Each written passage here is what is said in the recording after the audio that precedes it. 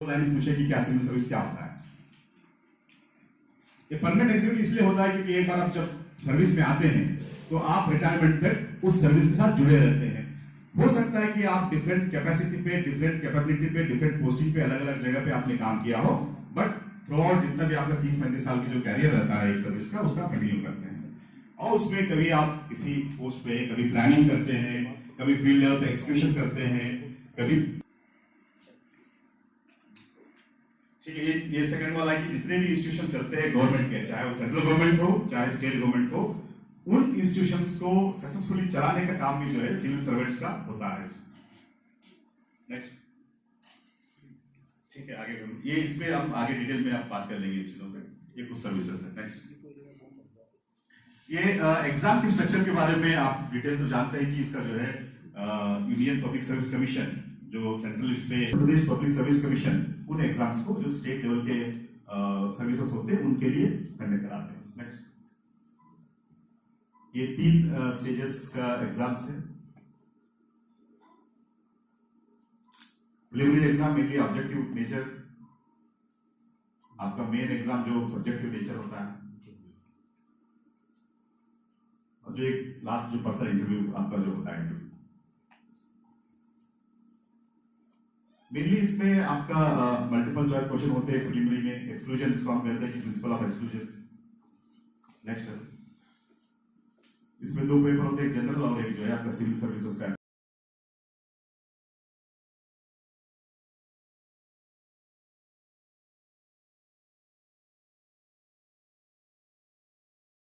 वो फिर आपको जब अगले अटेम्प्ट आप करते हैं तब आपको बेनिफिट होगा इसको। Committed hard work in the sense कि जब आप सिविल्स की तैयारी कर रहे हैं तो आपका एक ही एम होना चाहिए कि मुझे सिविल्स क्रैक करना है। अगर आप ये कहेंगे कि मैं बैकग्राउंड मेरा इंजीनियर है, अगर मुझे सिविल्स नहीं होता तो मैं जो है कहीं पीडब्ल्यू इंजीनियर बन जाऊंगा, कहीं प्राइवेट इंजीनियर बन जाऊंगा। या अगर आप एमबीबीएस बैकग्राउंड से हैं तो आप ये कहेंगे कि यार चलो कोई बात नहीं है, कोशिश कर लेते हैं, अगर हम सिविल सर्विस में सेलेक्ट हो गए, अगर नहीं हो गए तो मैं डॉक्टर बन जाऊंगा। तो इस तरह का अगर आपके पास 2 ऑप्शन है या मन में 2 ऑप्शन आप लेके चल रहे हैं तो मान के चलिए आपका चांसेस 50% घट जाता है सिविल सर्विस सेलेक्ट होने का।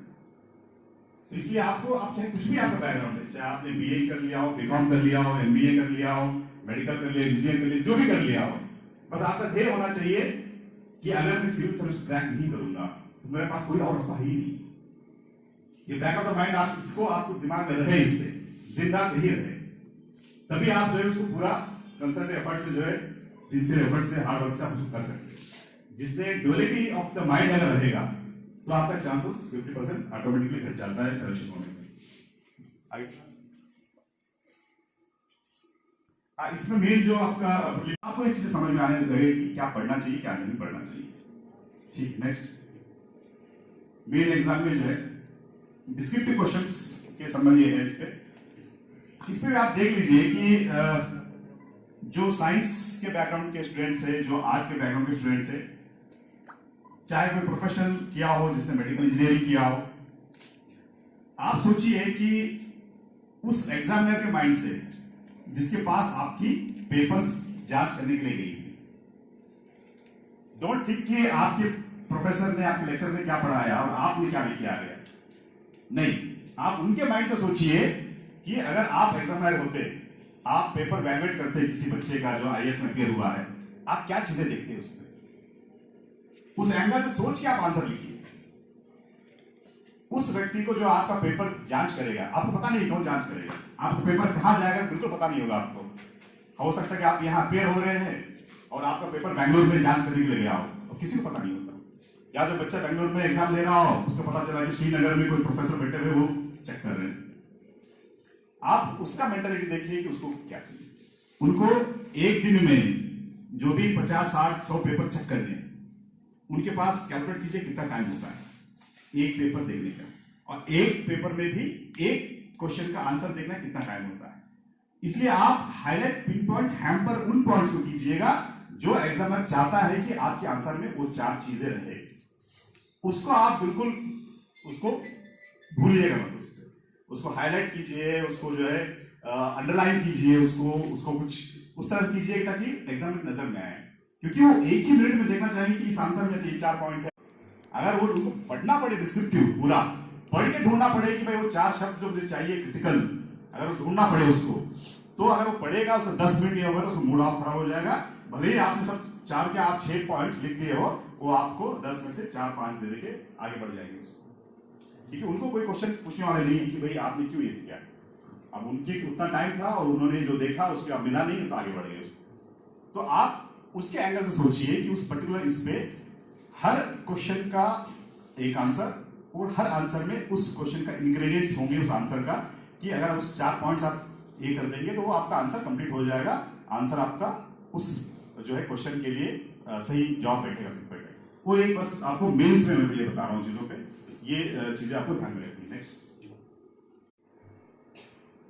ऐसे भी कुछ चीजें जो है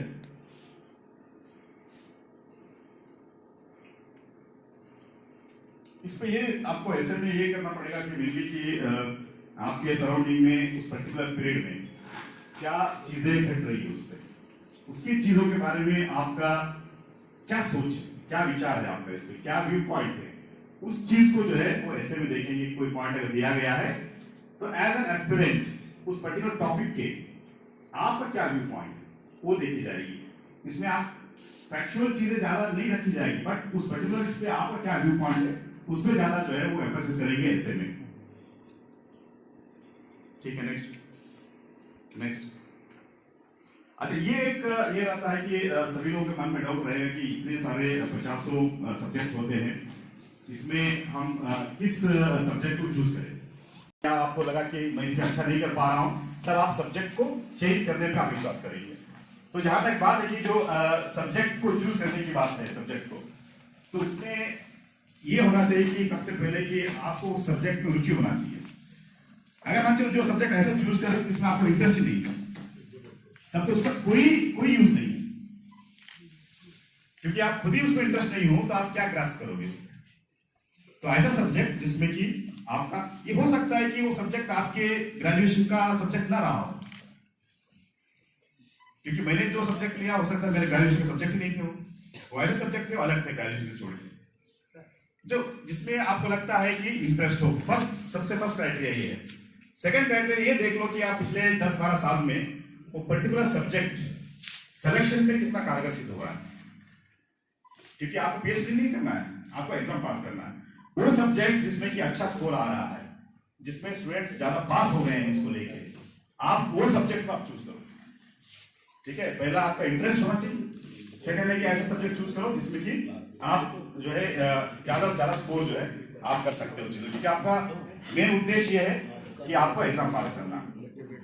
थर्ड ये है कि अगर वो सब्जेक्ट ऐसा हो कि जो आपके ग्रेजुएशन से सेम ग्रेजुएशन का सब्जेक्ट हो भी हो सकता है, या उससे रिलेटेड सब्जेक्ट भी हो सकता है। जैसा मेरा बैकग्राउंड जूलॉजी था तो मैंने एंथ्रोपोलॉजी सब्जेक्ट ले लिया। जो भी आपने ग्रेजुएशन का बैकग्राउंड किया है, स्टार्टेड आपके रिजर्वेशन कैटेगरी के हिसाब से होगा, जनरल के लिए अलग है, बीसी के लिए अलग है, इन चीजों पे, तो वो उसको देखते हुए आपको टाइम टेबल बनाना पड़ेगा। हर चीज का एक सेट कि भाई ये सब्जेक्ट है या ये टॉपिक है, मुझे इसको 1 दिन में करना, 2 दिन में करना, इतने मिनट्स में करना, इतना वीक में करना है। That has to be planned very well and executed very well on the ground.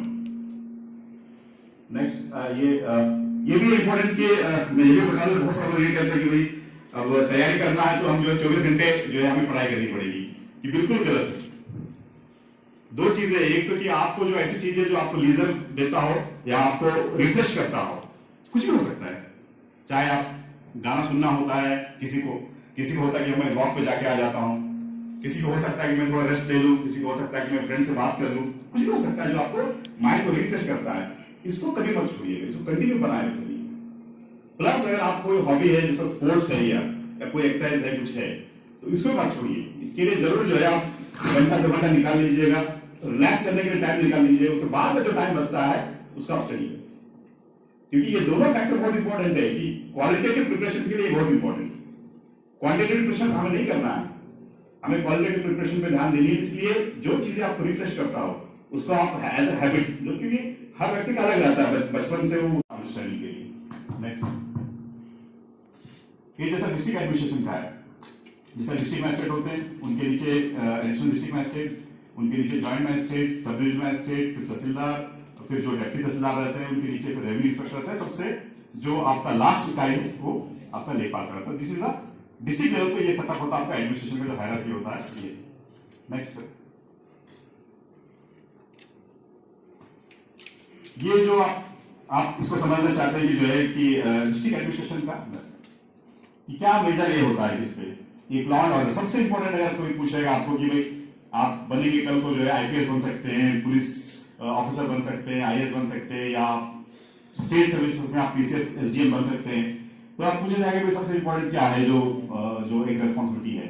तो सबसे इंपॉर्टेंट किसी भी स्टेट का सबसे इंपॉर्टेंट है लॉ एंड ऑर्डर। अगर लॉ एंड ऑर्डर है तो ये और कोई चीज नहीं हो सकता, पूरा सभी लॉ एंड ऑर्डर में इन्वॉल्व रहेंगे।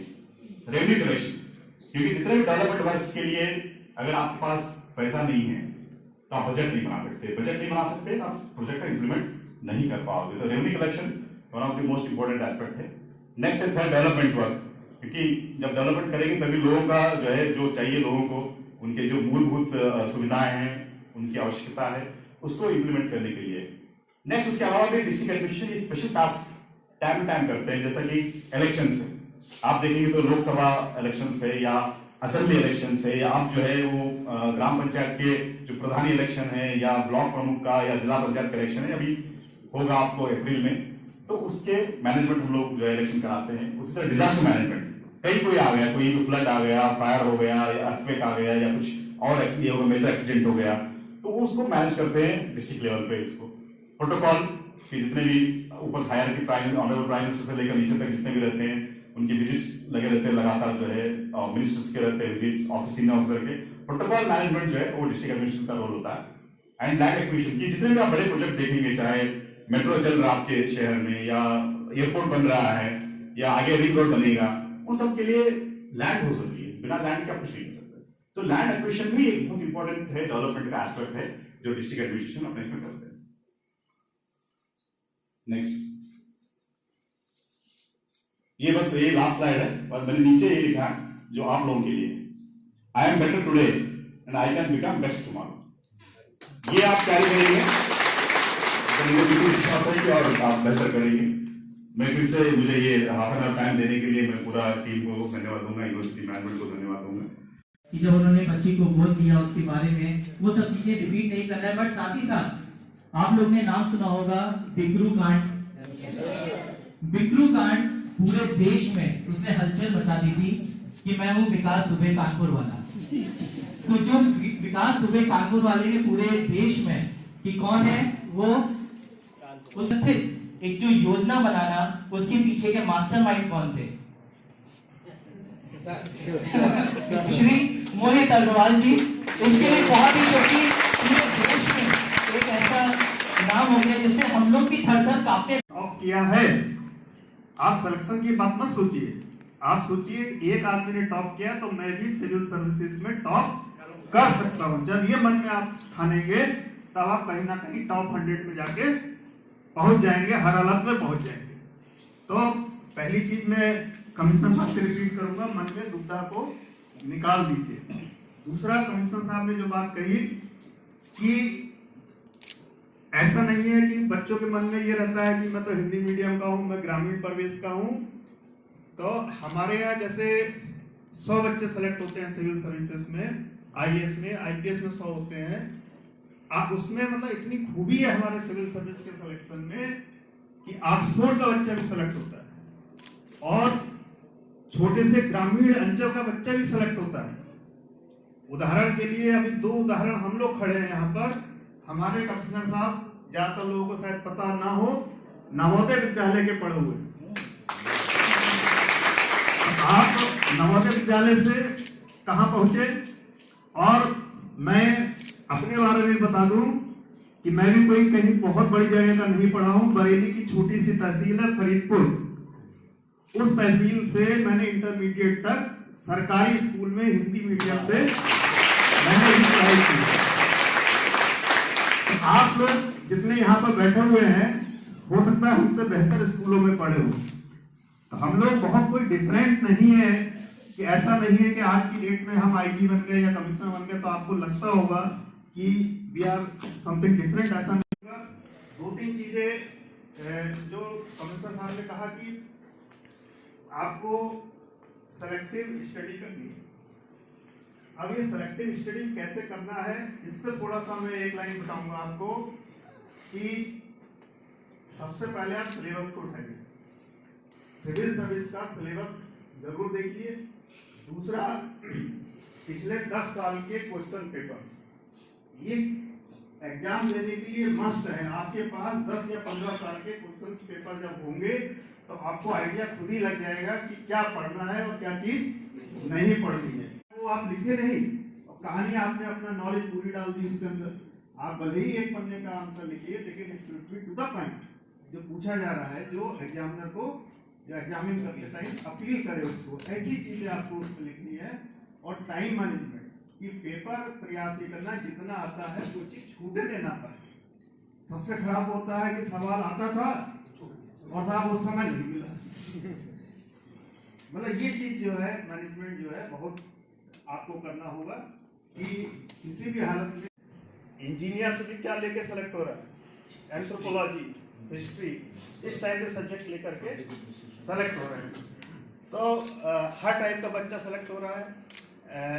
और एक चीज और है बहुत इसमें खूबी कि अगर आप पहले अटेम्प्ट में सेलेक्ट नहीं हुए, दूसरे में नहीं हुए, तीसरे में नहीं हुए, तो ये मत सोचिए मेरा नहीं होगा। हमने कई हमारे कानपुर शहर में ही कई लोग ऐसे हैं जो 5 में अटेम्प्ट में नहीं हुए, 6ठे में हो गए लास्ट अटेम्प्ट। तो जितने आपके अटेम्प्ट हैं तो मतलब बिल्कुल डिमोटिवेट मत होइए कि साहब मेरा पहली बार में नहीं हुआ, मैं नहीं कर पाऊंगा, प्रीलिम नहीं निकला। एक लक्ष्य बना करके आपको चलना होगा। सब्जेक्ट के बारे में कमिश्नर साहब ने जैसे कहा कि सिलेक्शन ऑफ सब्जेक्ट बहुत जरूरी है, लेकिन मेरा मानना यही है कि सब्जेक्ट वही चुनिए जिसमें आपका कुछ इंटरेस्ट हो। पेपर देखेंगे तो आपको एक आइडिया लग जाएगा कि किस टाइप के इससे आते हैं। इंटरव्यू के बारे में, जब आपका इंटरव्यू होता है तो उसमें 2 चीजों पर मेन फोकस होता है। एक आपकी बैकग्राउंड, अगर आप मान लीजिए नालंदा से आए हुए हैं, रहने वाले नालंदा के हैं, तो नालंदा के बारे में पूछा जा सकता है। आपकी जो एजुकेशनल बैकग्राउंड है, आपने कुछ लिख रखा है, अपनी हॉबीज लिख रखी है, उसके बारे में पूछा जा सकता है। और इसके बाद दूसरा जो है करंट अफेयर्स। इसके अलावा आप कुछ भी तैयारी कर लो, उसके पूछे जाने की प्रोबेबिलिटी 1% होती है, लेकिन इन 2 चीजों की पूछे जाने की प्रोबेबिलिटी 90% है। कि जो मान लीजिए इस समय किसान आंदोलन चल रहा है, इस समय किसी का इंटरव्यू होगा तो 90% उम्मीद है कि उससे एक क्वेश्चन इन बिल्स के ऊपर पूछा जा सकता है। भारत ने सर्जिकल स्ट्राइक करी, इसके बारे में पूछा जा सकता है। जो तनाव हमारा चाइना के साथ चल रहा है, इस पर क्वेश्चन पूछे जा सकते हैं इंटरव्यू। इस समय सीए एक्ट आया था बीच में, इस पे आपके व्यूज पूछे जा सकते हैं। तो इंटरव्यू में ये भी आप देख लीजिए कि कभी भी इंटरव्यू आप देने जाएं तो उसमें गवर्नमेंट की मतलब आपका आंसर ऐसा नहीं होना चाहिए जो गवर्नमेंट विरोधी हो। राम, जो आप हमें इतना मोटिवेट करने आए और एक आपको देखकर आप हमारे आदर्श रहेंगे कि सर आपके जैसा ही बनना है। एक आपको देख के ये फील हुआ। जो मेरा प्रश्न है सर, एक बहुत छोटा सा प्रश्न है कि ये जो माननीय मुख्यमंत्री जी के द्वारा ये योजना जो चलाई जा रही है, क्योंकि इसके विषय में विवरण अभी पर्याप्त नहीं है, तो जैसे स्टडी मटेरियल है, कुछ स्कॉलरशिप की भी बात थी और कुछ बाकी चीज़ें भी थी, और समाज कल्याण विभाग से भी पूरी जानकारी इस विषय पर नहीं मिल पाई। अगर इस विषय पर आप प्रकाश डाल देते हैं थोड़ा सा कि क्या इस योजना के अंतर्गत क्या क्या है जो हम लोगों को मिलेगा। Thank you. आपके प्रश्न में बहुत सारे सवाल छुपे हुए हैं। ठीक है, इसका मैं एक बैकग्राउंड बता दूं कि ये माननीय मुख्यमंत्री के दिमाग में ये बात आई कैसे। ठीक है, क्योंकि मैं उससे सीधा जुड़ा हुआ हूँ इससे। आपको याद होगा कि जब लॉकडाउन शुरू हुआ 22 मार्च 2020 को, तब सभी बंद हो गए, ऑल ओवर इंडिया सब चीजें लॉकडाउन हुआ। 21 दिन का ये किया गया, फिर 15 दिन बढ़ा, फिर 21 दिन बढ़ा। इस बीच में आपको याद होगा कि कोटा में जो बच्चे तैयारी कर रहे थे विभिन्न कॉम्पिटेटिव एग्जाम के लिए, वो 1000 बच्चे वहां फंस गए थे। उस टाइम में सोशल मीडिया के माध्यम से माननीय मुख्यमंत्री जी को बहुत सारे लोगों ने बहुत सारे ट्वीट की कि हम यहाँ पे, कोई बलिया से है, कोई प्रयागराज से है, कोई लखनऊ से है, कोई मेरठ से है, यहाँ फंसे हुए हैं और 1 महीना हो गया हमें खाने को नहीं मिल रहा है, क्लासेस तो बंद ही बंद थे और वो अपने घर भी नहीं जा पा रहे थे, इसमें सब ट्रांसपोर्टेशन सब मीडिया बंद था। तब जो है माननीय मुख्यमंत्री जी ने ये निर्णय लिया था कि हम जो भी कोटा में बच्चे फंसे हुए हैं उनको हम वहां से अपने बसेस से निकालकर उनको अपने घर सकुशल तक भेजेंगे निःशुल्क। इसके पीछे ये था क्योंकि वहां पे बहुत सारे लोगों ने इसको अपोज भी किया उस टाइम में कि भाई ये जो उत्तर प्रदेश सरकार जो डिसीजन ले रहा है गलत है, इससे बहुत सारे जगह डिस्टर्ब होगा, बीमारी फैलेगी, उनकी टेस्टिंग होना चाहिए, उसके बाद ये होना चाहिए, बहुत सारी चीजें आई। फिर भी एक डिसीजन माननीय मुख्यमंत्री जी ने बच्चों की, स्टूडेंट्स को, उनकी फैमिली के हित को देखते हुए डिसीजन लिया। उस टाइम में मैं एमडी रोडवेज था। हम लोग को बताया गया कि आपको बसेस भेजने हैं और कोटा से बच्चों को लेके आना है। एक अच्छे कोचिंग फैसिलिटीज नहीं है, इसलिए हमें कोटा जाना पड़ा और इसलिए ये दिक्कतें आ गई। अगर कोई ऐसा व्यवस्था यहाँ पे उत्तर प्रदेश में की जाए जिसमें कि हम लोग यहीं पे कोचिंग ले सके, अपने नियर बाई आसपास में कोचिंग ले सके, हमारे लिए बेहतर होगा। तभी माननीय मुख्यमंत्री के मन में ये बात आई थी कि इस तरह का एक योजना हमें शुरू करनी है। उसी का ये रिजल्ट है कि जो माननीय मुख्यमंत्री का अभ्युदय योजना है उसी का रिजल्ट है, क्योंकि कहीं पे भी इतने बड़े पैमाने पे इस तरह का योजना नहीं लागू की गई है। योजना क्योंकि नया है, आप लोगों के लिए भी नया योजना है, हम लोगों के लिए भी नया योजना है, तो अभी हम लोग प्रोग्रेस कर रहे हैं धीरे धीरे। तो अभी स्टार्टिंग में ऑनलाइन खुली, आवेदन आप लोगों ने किया, फर्स्ट बैचेस का सिलेक्शन हुआ, उसमें से हम लोग धीरे धीरे जो रिसोर्स हमारे पास है हम इसको शुरू कर रहे हैं। जैसा आप देखेंगे तो हमने ये यूनिवर्सिटी का इस पे उनके मतलब आपके लीजिए उनकी कर्सी पे हम रिसर्च क्लासेस चला रहे हैं। चीजों पर हो सकता है कि 4 साल के बाद एक अलग सी सेटअप, अलग से बिल्डिंग हो, वहाँ पे 10 कमरे हो, सब फैसिलिटी हो वहाँ पे। उसी तरह से हो सकता है कि ऑनलाइन कंटेंट की जो बात कर रहे हैं, तो ऑनलाइन कंटेंट तैयार की जा रही है। हो सकता है कि आपको 15-20 दिन, महीने में सभी सब्जेक्ट का आपको ऑनलाइन कंटेंट मिल जाए। आज तो हो सकता है कि 100-120 लोग यहाँ पे देख रहे हैं, बच्चे क्लासेस कर रहे हैं। हो सकता है कि 10 लाख बच्चे इसी क्लास को लाइव स्ट्रीमिंग से देख रहे होंगे, या जो बेस्ट टीचर द्वारा प्रिपेयर किया गया कंटेंट है वो 10 लाख लोग या ऑनलाइन देख रहे होंगे। वो चल रहा अभी, वो आपको धीरे धीरे उस पर मिलेगा।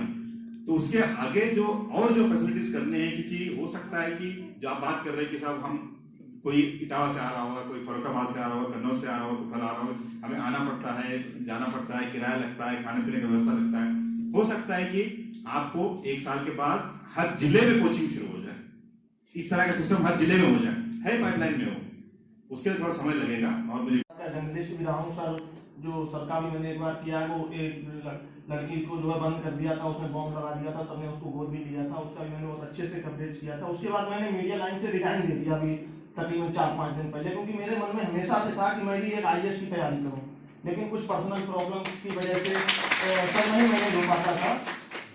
तो जब ये मुख्यमंत्री की योजना आई, मैंने टेस्ट दिया, मैं बैठा था, मुझे पता चला तो मैंने तुरंत टेस्ट दिया और उसमें मेरा लिस्ट में नाम आया, मेरे पास फोन भी आया। लेकिन सर सबसे बड़ी मतलब दिमाग में ये है, बिल्कुल नया हूँ, तैयारी मैंने की है, SSC वगैरह की भी तैयारी की, लेकिन IAS मेरे लिए समझ लो मैं अभी जीरो हूँ। IAS की मतलब मैं ज़्यादा कुछ नहीं जानता हूँ, बस इतना जानता हूँ कि हाँ एक IAS की मतलब पोस्ट होती है। तमाम मंत्रियों के, अधिकारियों को मैंने इंटरव्यू लिए, तो उनके सामने जब खड़ा होता था तो ऐसा लगता था कि हाँ कभी मैं भी ऐसा बनूंगा, लेकिन भाई सुविधाओं के अभाव की वजह से नहीं कर पाता था। तो 2017 में सर मेरा ग्रेजुएशन कंप्लीट हुआ, अब 2021 चल रहा है, तो और ग्रामीण परिवेश में सर इतना नहीं हो पाता है कि जैसे बहुत अच्छे वहाँ पढ़ाई की अच्छी व्यवस्था नहीं थी। तो अब सबसे बड़ी दिक्कत यह सर, जो ऑप्शनल सब्जेक्ट होता है उसमें मैं कैसे चुनाव करूँगी सर कि मुझे कौन सा लेना चाहिए, क्योंकि जैसे अध्यापका मान लीजिए आप, मैं एक अध्यापका स्टूडेंट आपके सामने खड़ा हूँ, लेकिन आंखों में सपने बहुत और आज आपके सामने सर आया हूँ। यकीन मानिए मेरे अंदर इतना विश्वास जगा है कि मैं पूरे भरोसे के साथ कह सकता हूँ मैं इतनी मेहनत करूंगा, मेरा 100%